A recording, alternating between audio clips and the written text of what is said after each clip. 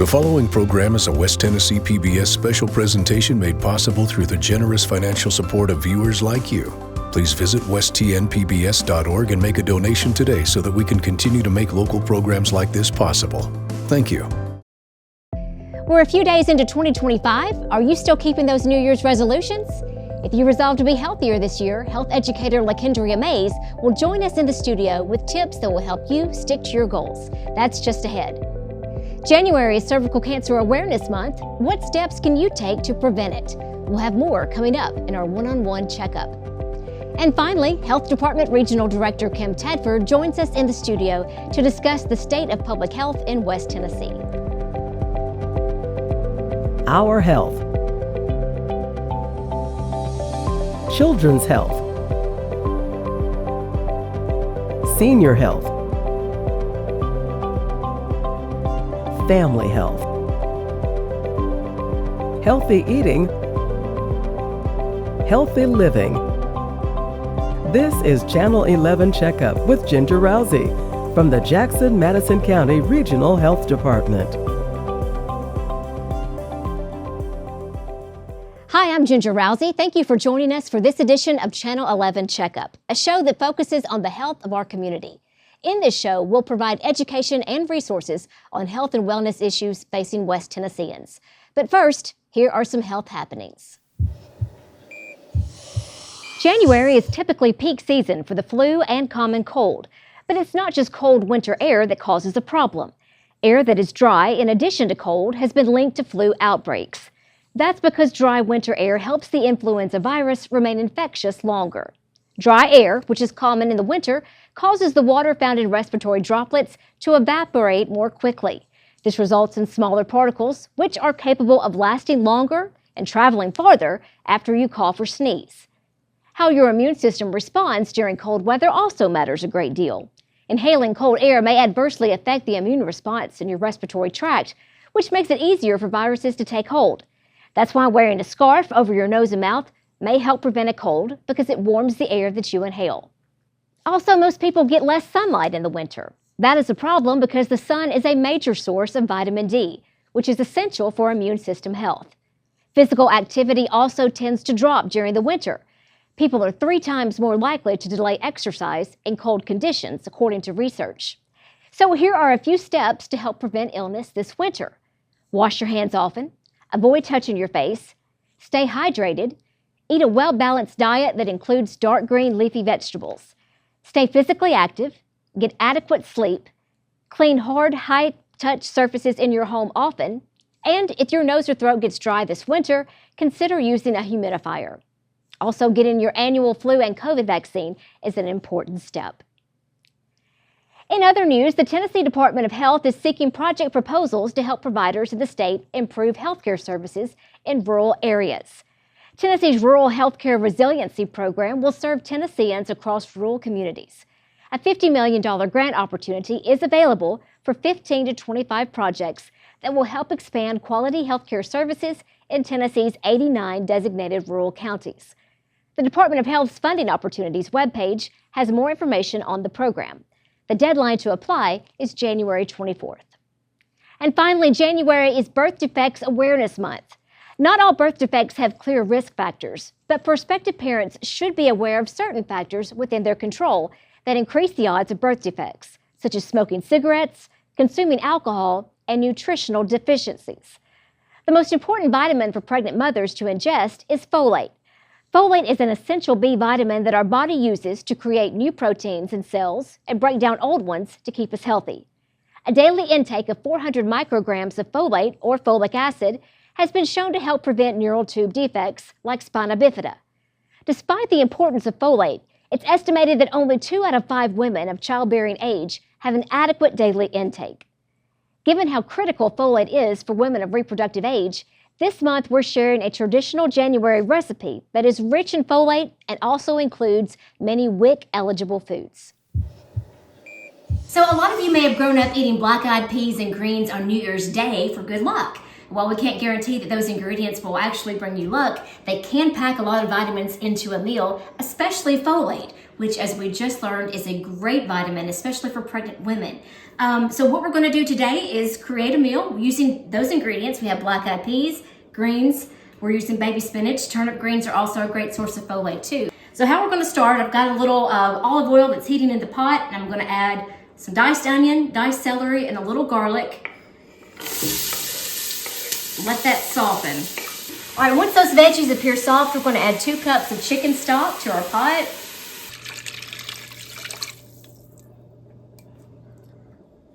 We're going to add our tomatoes, diced tomatoes, or you could use crushed tomatoes, 2 cans of those. And we're going to add our black-eyed peas. We're also going to add 2 bay leaves and sprinkle a little red pepper. We're going to bring this to a boil, and then we'll let it simmer for 30 minutes or until the peas are very tender. So after our pea and tomato mixture has been simmering for 30 minutes, we're going to add our spinach. And of course, you want to rinse your spinach before you use it. We're just going to add that spinach in. And once that spinach starts to wilt down, as you see it's doing, it won't be very long until it's ready to serve. All right, once the spinach is finished wilting, we're ready to eat. So I've cooked a little brown rice here that will be great on the bottom of our black-eyed pea and spinach dish. So I've got some brown rice. And then we'll just serve some of the peas and greens on top of that. And we've got something that's going to be high in folate, good for you, and maybe bring you a little luck in the coming year.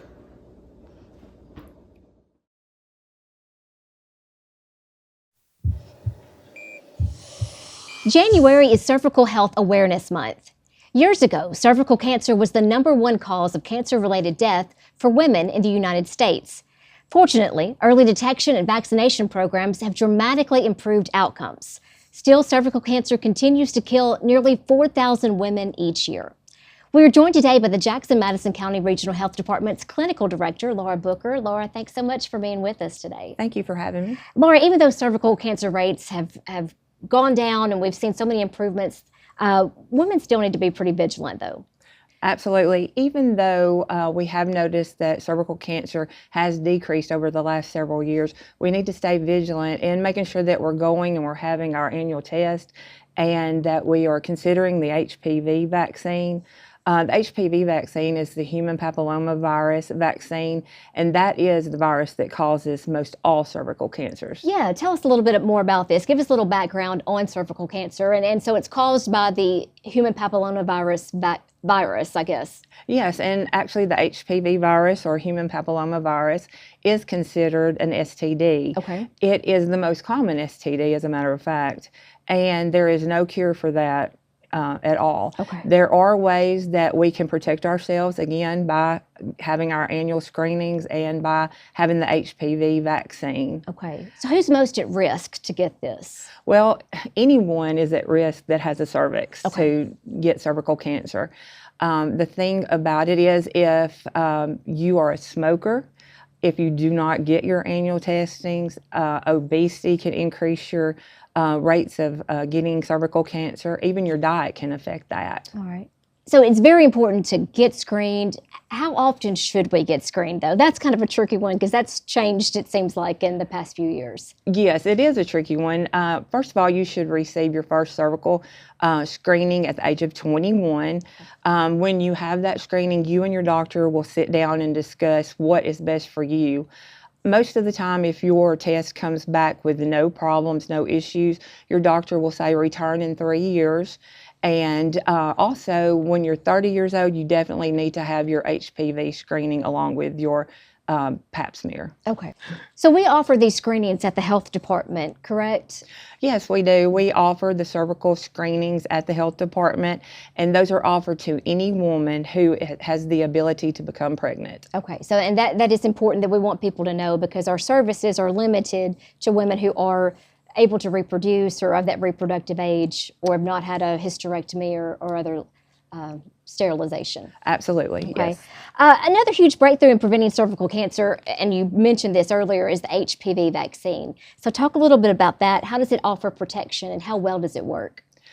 The HPV vaccine actually causes the body to produce antibodies, and these antibodies will keep the human papillomavirus from attaching to the cervical wall. If given before exposed to HPV, the vaccine is 97% effective. Wow, 97% effective. That's really good. So who should get the vaccine? The HPV vaccine can be given at the age of 9 to the age of 26 years old. Although now the vaccine has been proven effective for 27 to 45-year-old patients. Yeah. So you can start it at 9, and the reason they start so early is so children can get this vaccine before they are ever exposed to this virus. Is that right? Yes. But then some may need to get it even later. So from anywhere from 9 to age 45 if you haven't had the vaccine. That's correct. So how many doses do we need? Well, that depends on your age. Ages 9 to 14 will receive 2 vaccines, and those are given 6 to 12 months apart. Okay. Ages 15 to 26 will receive 3 vaccines, and those are given 1 month after the first, 2 months after the first, and 6 months after the first vaccine. Okay. So have to be spaced out a little bit. But if you come to get your vaccine or bring your child to get your vaccine, our nurses will tell you that and make your appointment for you. And so, right. So that's a good thing. So I know that a question that your nurses get in the clinic a lot with parents is, one, is this vaccine safe for my child? And then another thing that is maybe misinformation that's gotten out there is this vaccine going to harm my fertility or my child's fertility? Right, we do get that question quite a lot. The vaccine is safe, and we've been given this vaccine for years. The most common side effects that we have seen is redness at the site of the injection, swelling at the site of the injection, and maybe some soreness. Okay, and that's maybe any vaccine. Your flu shot, you might have some soreness or something. So really no strong side effects. And what about the fertility? Does it have any effect on that, or have we seen any research that would conclude that it would have effects on fertility? All evidence shows that the HPV vaccine does not affect fertility. All right, that's good to hear. But also cervical cancer can cause, and the treatments associated with can cause fertility problems, correct? So, yes, that is correct. So getting the vaccine could actually save fertility, really, if you think about it. So well, that's very good to know. Laura, we appreciate you. If people need to either come for an annual exam or an HPV test or get the vaccine, what do they need to do? Just call us at the health department. Our number is 731-423-3020, and just make your appointment and we'll get you in. All right. We appreciate you, and just really good information to know here with Cervical Cancer Awareness Month. More information on our website and on our social media channels all this month. New Year's resolutions often seem easier to break than make. If you resolve to be healthier in 2025, health educator LaKendria Mays is joining us today with some practical advice about how you can make those healthy changes and sustain them. So thank you so much for being here in the studio with us today. You're welcome. So, okay, New Year's resolutions, everybody's making them. What does research show are the most common New Year's resolutions? They say that 79% of people want to lose weight or just manage how they eat, just healthy weight, just to lose weight. Well, that sounds like a good one. I know I've made that one a time or two myself. So yeah, losing weight. So why does it make so hard? I mean, we know what we need to do. Everybody knows what we need to do to make those healthy changes, but sticking to it, that's the hard part. So why is that? Well, we all have developed habits and routines that we follow every day. Then it comes to our comfort level and our familiarity with the things that we do. So when you try to make a change, such as healthy eating, is hard. It's like, what do I eat? What do I do?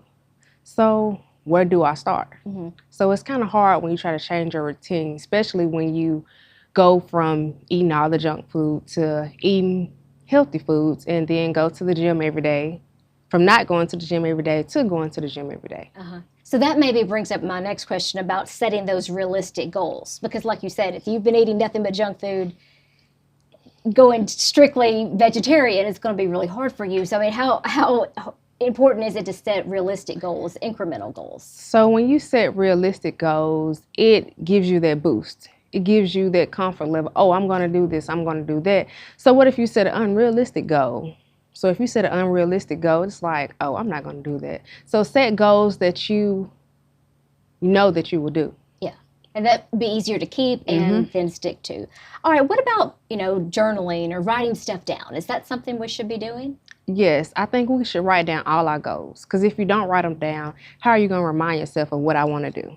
it also gives you that boost, that motivation, and you can check it off as you go. Yeah. Is there how often we should write, or any other kind of tips? I with think that? you should write it every day, because you might realize, oh, I have started doing this and I didn't know. So maybe I can set that as a goal till like December. Mm-hmm. All right. Well, what do people do better if they join a support group? Is that something that's helpful? I can say for myself, I'm a shy person. So it's like, oh, I want to do it by myself. But when I do it by myself, it's like, I'm not getting anything done. So I say, yes, join a support group, because you join people that's like-minded, have the same goal as you, and y'all both can have the same goals, and you can help each other. Yeah, well, I understand that too, because sometimes that's a private thing. You want to keep that private and not let people know. But having people hold you accountable is probably very helpful. What about slip-ups? We know they're coming. So how can we prepare for challenges to our health goals? So we all slip up. So when you slip up, don't blame yourself. Start over. Look at those goals that you journaled about. Just don't blame yourself. Just look at those goals, start over, and say, hey, I'm going to do this. But why do we slip up? Oh, during the holidays, we see this food. Oh, I want to do this. I want to do that. That food looks good. But you have to journal. You have to keep up with it. You have to say, no, I'm not going to do it. So just saying, well, I ate bad today. I'll just let it I'm just going to eat whatever until Monday. And that's where you got to stop. Just, okay, I made this one little slip up. Just pick up and go from there. Correct. All right. Well, y'all have a lot of programs and activities. The health department with health education. Talk about some of those programs that maybe people of all ages can get involved with when it comes to setting healthier lifestyle goals. So over the last year, we have partnered with UT Extension. They go out and they go to a lot of senior centers, and they have different activities and programs like Stay Fit, Stay Healthy, and Eat Smart, Move More. So we go and talk about the My Plate. We do chair exercises, and even the ones that can get up and do more exercise, we do that with them as well. We also let them cook their own healthy meal, like little bitty samples. And we also bring out like little drinks to show how much sugar is in this, how much sugar is in that, like the Cokes, Dr. Peppers, energy drinks. So when we go out with them and to talk about different things, they enjoy it. And we also go to the schools, like the kindergartners, first grade, second grade, and we have like little buckets to show them what's a healthy food, what color is this, how much of this should you eat. So the My Plate is really a good thing to show them. Absolutely. And I know we've talked a lot about healthy eating, dieting, but a lot of people this time of year maybe want to give up smoking. That's a big one. Y'all have some programs there at the health department for smoking cessation too. We have a program for women called GIFTS, women that are pregnant that want to quit smoking. So during that program, during the first 4 months, they come in, we talk to them. It's a private session. We don't talk to anyone else. We just get on like a one-on-one level that only we talk about. And when they come in, they take a breathalyzer or a saliva test to see where they are. So as they grow through this program and they come to the classes, they get a $25 gift card to go to Walmart, get diapers, food, or anything. Then if they bring a spouse in that they're living with that want to quit smoking as well, that's another $25. So after they finish the first 4 months, up until a year, they can get that same gift card and more to help them out to say, oh, yes, I want to quit smoking. And we teach them the things that what affects the baby that they may not realize. Right. Well, that's a great program and a great incentive. If you're not already kind of incentivized to quit smoking, that's a great one. So if people want to learn more about your programs, whether it's healthy eating, whether it's the GIFTS program for pregnant moms quitting smoking, how do they get in touch with you? They can call 731-423-3020 and just ask for LaKendria, Alex, or Jordan, or just the health promotions group, or even Chant, and they can get it over to us. All right, some great information, and hopefully maybe people got some good information for how to stick to those resolutions this year. Thank you so much for being with us. You're welcome. At WIC, we're all about healthy starts. Whether it's healthy starts to pregnancies or healthy starts to childhood, WIC provides healthy food and many other benefits to qualifying pregnant, postpartum, and breastfeeding women, as well as infants and children up to age 5. To learn if you are eligible for WIC benefits, call the Jackson-Madison County Regional Health Department at 731-423-3020. Healthy starts here at WIC. Call today. We're excited to be joined now by the Jackson-Madison County Health Department's Regional Director, Kim Tedford, who is going to be here to talk about the state of public health in West Tennessee and beyond. So, Kim, thanks so much for being with us. Thank you. You've worked in the health department for a long time. You've lived in this community all your life, so everybody knows you who's watching. But in case they don't, talk to us a little bit about your background. What are the different roles that you've had in public health? Well, I started out as a public health nurse in 1989. Worked child health, family planning, became a supervisor in family planning, then did some home visiting and oversaw those programs. Then I became the nursing director, and I worked as the emergency response director, and right on up to regional director when Dr. Emerson retired. So you've done just about everything there is to do there. Everything. What is something people may not know about the health department that you wish they would know? I think the health department has a stigma in the community that only the needy can come for services there, and that's not true. We serve everybody, whether they're on TennCare, have private insurance, whatever their needs are, we're there to meet all the needs in the community as far as the services that we offer. What is something, looking back on this, that you're particularly proud of over your career there at the health department?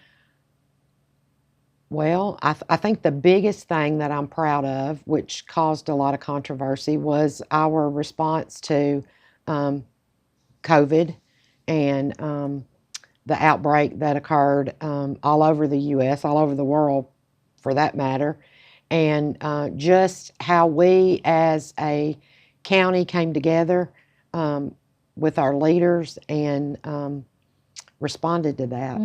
Yeah, I think people forget what that was like being in that moment, not really knowing how this was all going to come out. And if you can kind of take us back to that, that. Oh gosh, that was, it's like going back into a nightmare almost. The public didn't know, and we didn't know, as leaders, we were getting information just like they were on a daily basis, having to make decisions that was best for the community. Did we get them all right? No. But we did a lot of great things, and we did the best that we could with the information that we had. I think what people tended to forget was that this was a novel virus, meaning that it had not been seen before, so nobody knew. Scientists were learning just as we were out in the public what this virus was going to do. And so a lot of it was reactionary to what was going on. And did public health get everything right? Absolutely not. There's lots of lessons that we learned from that. But as a whole, when you look across just the state of Tennessee and how different communities came together, there were people outside of Madison County that relied on information that we were sharing with our daily updates through local TV. Absolutely. So I think COVID has been a big, it was a huge once-in-a-lifetime event, most likely, Right. but it's changed things. How do you think COVID maybe has changed things, or maybe other changes you have seen over your career? Well, I think that one of the negative effects that COVID had was that public health in general took a big hit for everything that went wrong.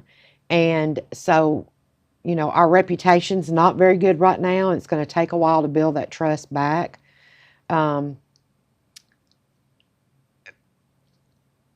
Public health in general is to be apolitical, meaning that we don't care if you're Democrat, Republican, whatever you choose to be, independent. We are there to treat the community as a whole and what's best for that, leaving politics aside. And as we all know, during COVID, it became so political. And I'll have to say, without President Trump's help with Operation Warp Speed, we would not have had the vaccine come out, which saved millions of lives. That's controversial, but that's something that we can all be proud of. I just hate that politics got in the way. Sure. And as you look ahead, I mean, will politics continue to be a challenge for public health, you think? Well, or- I hate to say this, but with the new administration coming on in January, one of the picks for health is somebody that's an anti-vaccine person. And that's one of the things that in public health that I'm the proudest of are the vaccines that we do for vaccine preventable diseases. You know, the older population can look back and remember when polio was prevalent. Our generation and younger we don't remember that because the polio vaccine was available and we don't see that anymore. So I have some concerns about going forward in where public health stands. The good thing is a lot of the control has gone to the states, and so a lot of the decisions that were made about vaccines, what's required for school attendance, and that kind of thing, lies in the hands of the state and not the federal government. Yeah. What about some opportunities you see as we look ahead to public health and where you think it may be going? Well, one area that I think that we could really pursue, and I know that our health commissioner at the state level, Dr. Alvarado, is pursuing is, you know, our population is aging very quickly. We have a large aging population. And so we want to be, let me see how I can put this in the right terms. We want to be available for that older population and develop programs that would benefit them and make aging less stressful. Yes, better serve them. Better serve them and try to keep that population as healthy as possible. And that is going to be important going forward because our population is aging, especially in this state. So that is something to look forward to. Any closing words? I'll give you the closing words here. No, we have a lot of wonderful services at the health department. If you've ever heard me talk about that, the services that we do, there are many, and everybody in the community is affected either directly or indirectly by the services that we provide.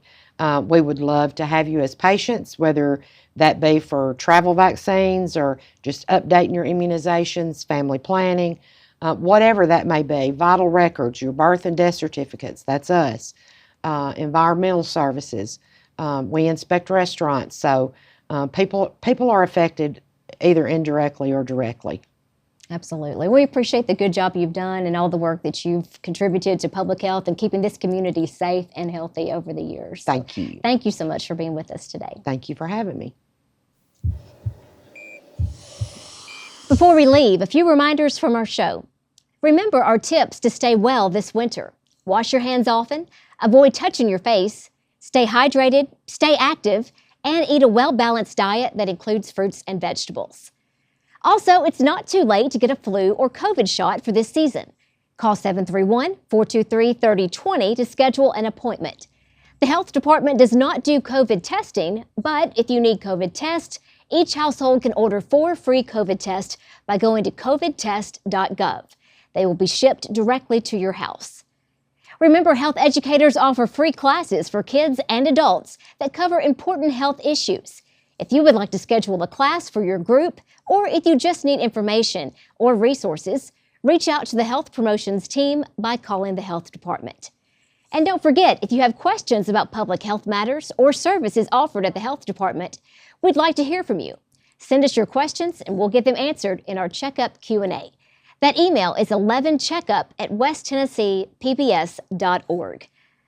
We want to thank our guests, Clinical Director Laura Booker, Health Educator LaKendria Mays, and Regional Director Kim Tedford.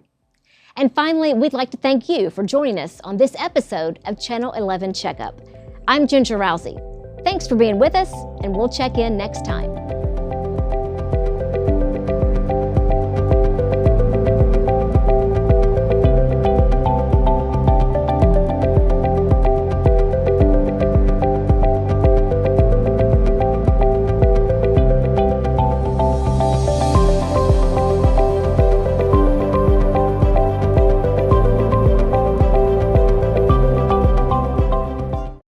The program you've been watching was made possible through the generous financial support of West Tennessee PBS viewers like you. Please visit westtnpbs.org and make a donation today so that we can continue to make local programs like this possible.